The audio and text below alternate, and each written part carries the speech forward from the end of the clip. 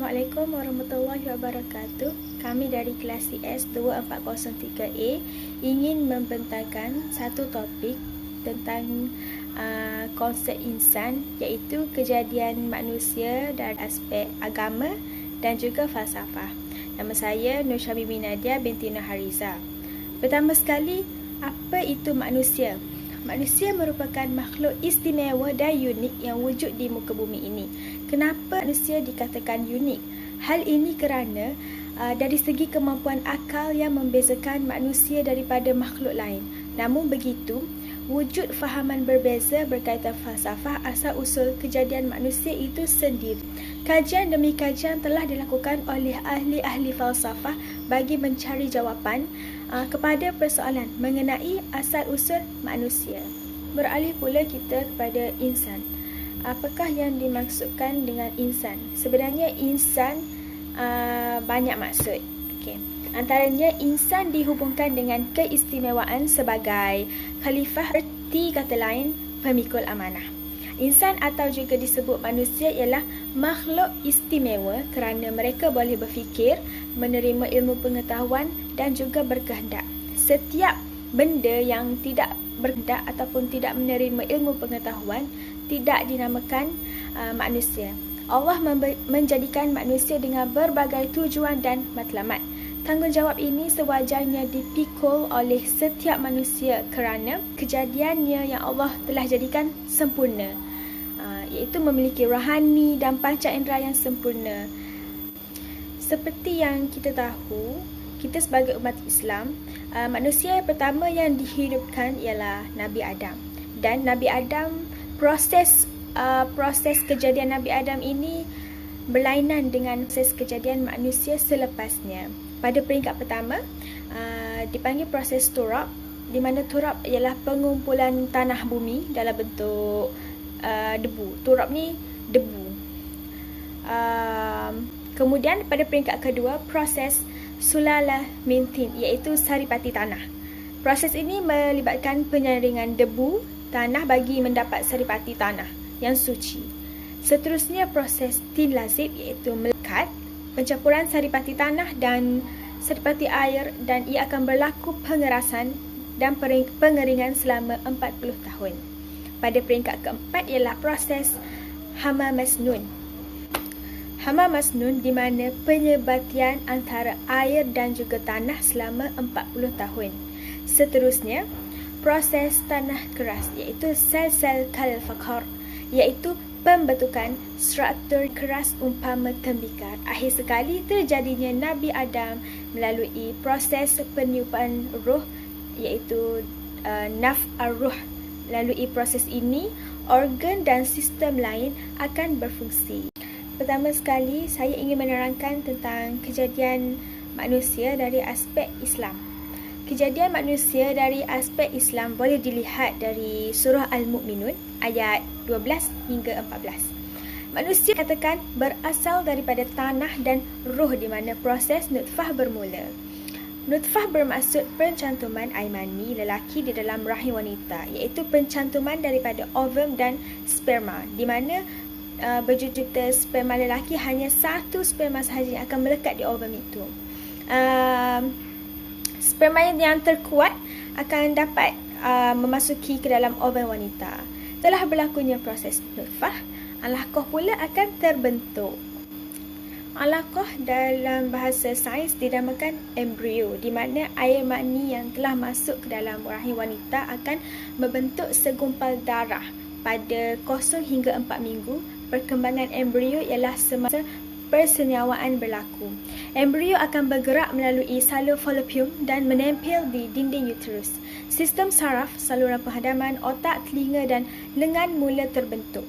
Jantung juga akan terbentuk dan bermula pada hari ke-21, iaitu pada minggu ke-5 hingga 8, lubang hidung, kelopak mata, jari kaki, tulang dan tulang temulang akan mula terbentuk.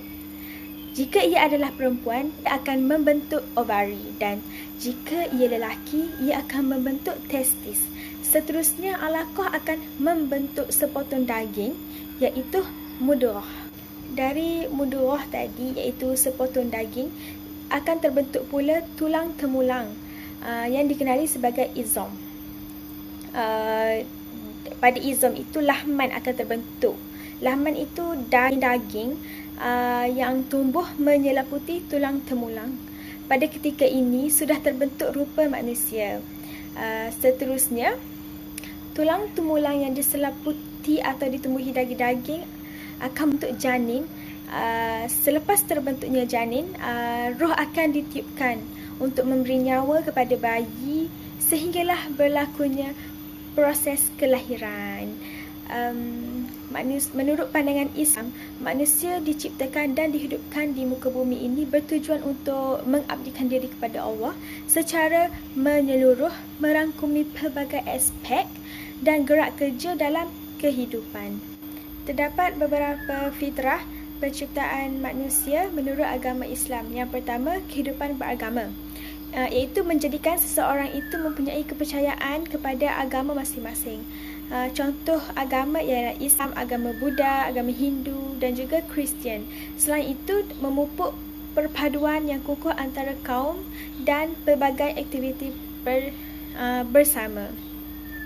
Seterusnya, hikmah yang kedua, mengabdikan diri kepada Allah, iaitu merangkumi segala aspek dan gerak kerja dalam kehidupan, melakukan suruhannya seperti fardu ain dan fardu kifayah serta menjauhi larangannya, serta untuk mencapai tujuan secara menyeluruh dari segi kerohanian dan juga kebendaan.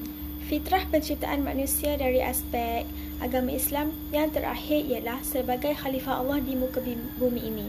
Allah menjadikan manusia untuk mengabdikan diri kepadanya, dan manusia perlulah membaiki diri dari masa ke semasa menggunakan akal yang diberikan oleh Allah. Islam juga membimbing manusia ke arah kesempurnaan demi mencapai kesejahteraan hidup dan membuat pilihan yang tepat secara rasional demi kesejahteraan daripada pelbagai pihak, daripada ramai pihak. Kita beralih pula kepada kepentingan kita sebagai umat Islam untuk mendalami dan memahami asal-usul kejadian manusia.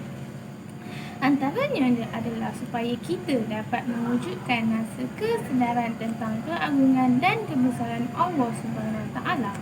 Hal ini kerana jika seseorang itu mendalami tentang proses kejadian manusia, mereka pasti akan sedar akan kebesaran Allah kerana tiada satu makhluk pun di muka bumi ini yang mampu melakukan penciptaan yang paling besar dan bermakna seperti yang telah dilakukan oleh Allah. Tidak akan ada satu orang manusia pun yang mampu menyamai kebijaksanaan Allah SWT walau setinggi mana pun ilmu seseorang itu. Di samping menyedari tentang kebesaran Allah SWT, kita juga dapat memperoleh kesedaran dan hakikat bahawa kita sememangnya hanyalah insan yang lemah dan kerdil di muka bumi ini.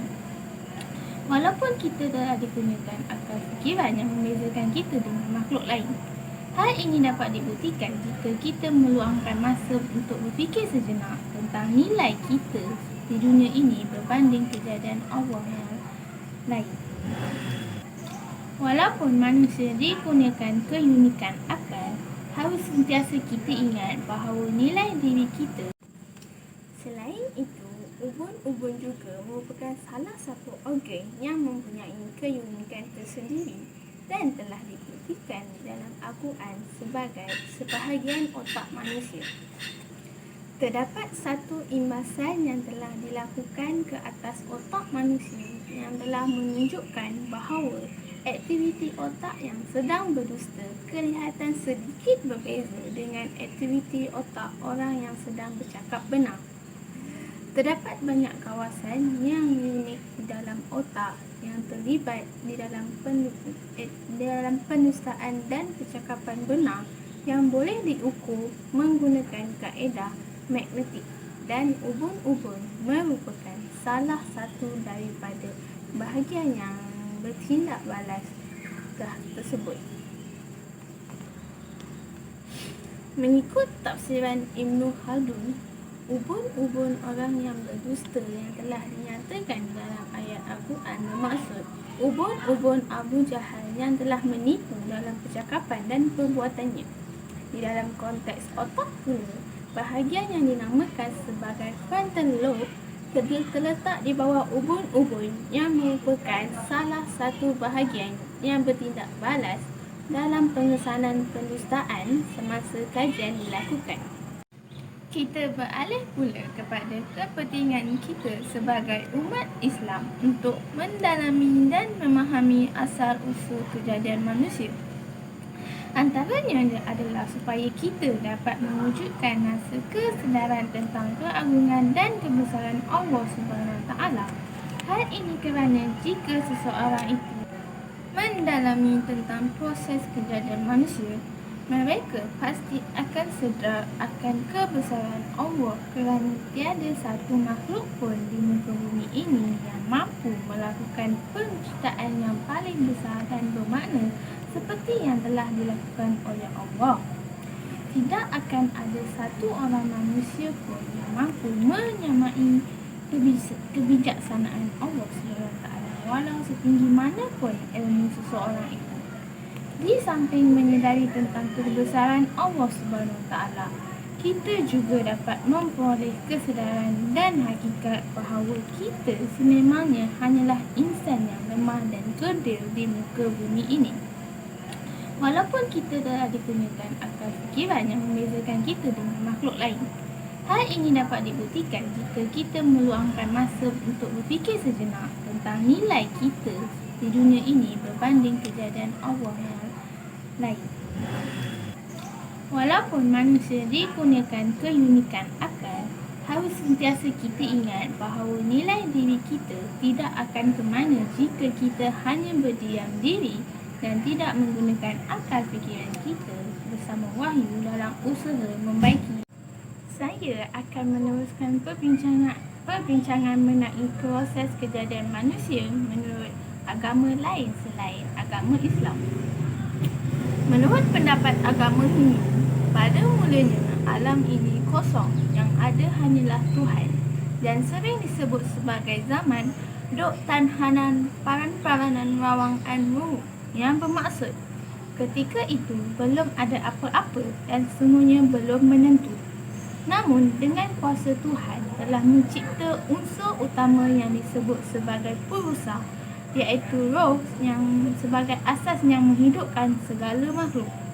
Mereka mempercayai manusia pertama ciptaan Tuhan dalam ajaran agama Hindu ialah Shashamhumanu, yang bermaksud makhluk berfikir yang mengembangkan dirinya sendiri. Selain itu, agama Hindu juga mengajar penganutnya tentang kelahiran semula. Kelahiran semula diyakini sebahagian daripada proses hukum karma. Seseorang yang masih sangat terikat dengan kehidupan keduniaan akan lahir kembali dan akan menjelma di dunia sehingga dirinya terbebas daripada ikatan karma dan telah mendapat kebebasan yang disebut sebagai moksha. Menurut agama Buddha pula, proses kejadian manusia melalui 4 proses evolusi. Evolusi pertama mengatakan manusia dalam proses pengerasan bumi dari zat cair ke padat. Manusia mula muncul di bumi. Manusia yang pertama kali muncul di dunia bukan seorang tetapi banyak. Evolusi kedua ialah ada di antara makhluk-makhluk itu mereka memiliki sifat khianat atau tamak. Lalu mereka akan memakan sari tanah yang muncul dari air. Maka mereka diliputi oleh rasa sari tanah itu dan nafsu keinginan muncul dalam diri mereka. Pada evolusi ketiga pula, mereka makan sari tanah tersebut semula. Maka tubuh mereka akan menjadi padat dan muncul dalam pelbagai bentuk tubuh. Dalam kalangan mereka, ada yang memiliki tubuh cantik dan ada yang juga memiliki tubuh yang hodoh bagi mereka. Maka wujud perasaan sombong dan dengki terhadap kejadian masing-masing. Evolusi terakhir iaitu evolusi keempat, pada fasa ini proses pembentukan manusia berlaku. Apabila mereka menikmati sari tanah tersebut, tubuh mereka menjadi lebih padat sehinggalah terhasil perbezaan tubuh antara lelaki yang disebut Purisalingga dan perempuan Itilingga. Mengikut agama Kristian pula, mereka menganggap fitrah kejadian manusia berasaskan 3 konsep iaitu semula jadi berdosa, tabula rasa dan innate goodness. Pada kurun ke-17, John Locke telah memperkenalkan konsep tabula rasa. Kanak-kanak diibaratkan sebagai blank blanket, kepribadiannya terbentuk daripada pengalaman. Pada kurun berikutnya, Jean-Jacques telah memperkenalkan konsep innate goodness. Menurutnya, kanak-kanak dilahirkan dengan keadaan yang sedia baik. Namun begitu, mengikut sejarah asal-usul manusia iaitu Adam dan Hawa, mereka berdua dianggap berdosa dan telah disingkirkan dari syurga hasil daripada perbuatan yang melanggar larangan Tuhan. Akibat daripada penyingkiran itu, keturunan Adam dan Hawa terpaksa menanggung derita dan kesengsaraan akibat perbuatan mereka. Manusia kemudiannya dikatakan berdosa sejak lahir menurut peristiwa itu. Menurut perjanjian lama orang Yahudi, mereka akan mengorbankan lembu dan kambing untuk membersihkan dosa ini. Tetapi untuk membersihkan dosa seluruh umat manusia mereka, satu pengorbanan yang agung perlu dilakukan, iaitu dengan kematian anak Tuhan. Dan kepercayaan itu telah menjadi kepercayaan mereka sehingga kini. Dari aspek falsafah, teori Darwin sangat dikenali sehingga sekarang yang telah dijadikan perbandingan antara dari aspek agama dan aspek falsafah. Charles Darwin seorang naturalis dan ahli biologi serta seorang ateis iaitu anti-Tuhan. Bagi Charles Darwin, kejadian manusia di bumi ini berasal dari seekor binatang. Seekor binatang yang dikatakan oleh beliau adalah seekor mawas manusia atau kera. Pengalaman beliau tentang teori Darwin kejadian manusia ini hanyalah daripada pembacaan dan pengalaman beliau ketika berlayar. Pengalaman beliau juga bahawa semua jenis binatang di muka bumi ini berasal daripada ameba dan mempunyai satu sel sahaja. Falsafah kedua, Aristotle sangat menentang teori dunia iaitu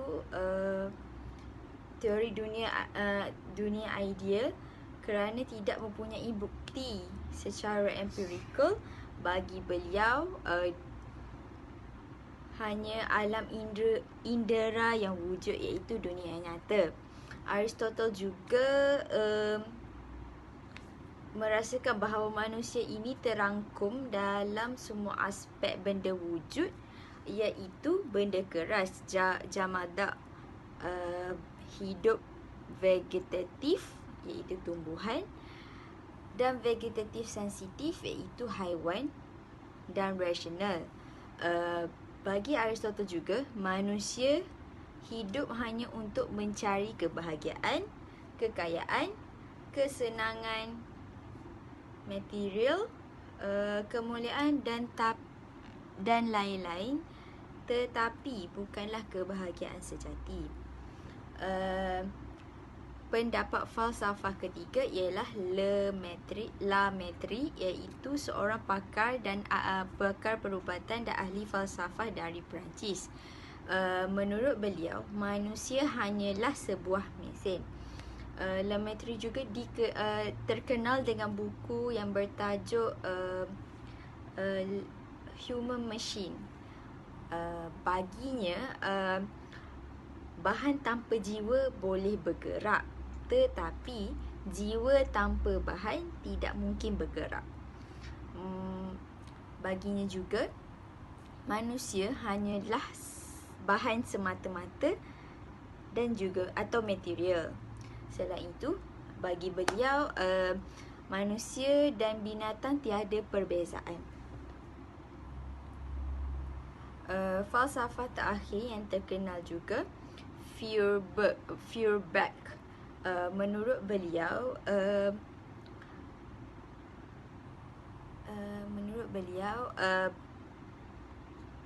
wujud hanyalah alam yang nyata. Bagi manusia, bagi beliau merupakan benda alami, iaitu berasal dari alam semula jadi. Feuerbach merasa arah tujuan hidupnya ialah hanya mengikut kecenderungan alam semula jadi dan menerima dunia, tapi beliau menolak agama dan metafizik. Baginya juga pengetahuan manusia adalah berdasarkan pengalaman. Dengan ini, aliran falsafah ini dinamakan naturalism dan boleh bertukar menjadi naturalism. Secara keseluruhan, terdapat berbagai pendapat terhadap kejadian manusia di muka bumi ini. Dari segi falsafah yang dikaji mengenai kejadian manusia, seperti pendapat dari Aristotle, Darwin dan lain-lain. Pendapat-pendapat yang diberikan melalui kajian dan pembacaan mereka sahaja. Tetapi sebagai umat Islam, kita masih tidak boleh mempercayai sesuatu yang bukan berlandaskan Al-Quran ataupun sesuatu yang tidak ada dalil dan nas yang sahih. Allah menjadikan sesuatu kejadian itu dengan bersebab, samalah seperti kejadian manusia. Manusia diciptakan dan dihidupkan di muka bumi ini adalah bertujuan untuk mengabdikan diri kepada Allah Subhanahu Wa Taala secara menyeluruh.